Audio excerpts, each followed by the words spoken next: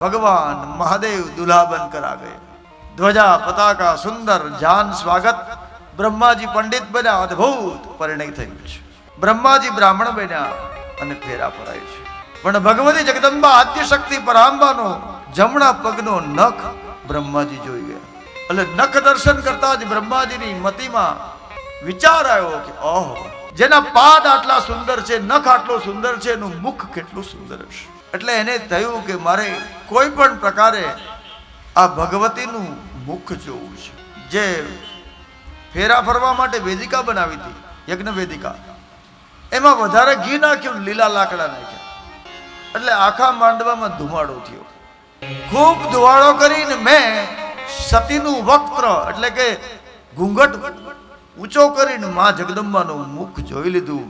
બ્રહ્માજીએ દેવીનું મુખ જોયું, ભગવાનને ક્રોધ આવ્યો। શ્રી વિષ્ણુ ભગવાને તત્કાલ અંદર મામલામાં પડ્યા અને કીધું, બાપજી, એણે તમારું લગ્ન કરાવ્યું, તમારા મહારાજ છે, એને દક્ષિણા કઈ આપી દો।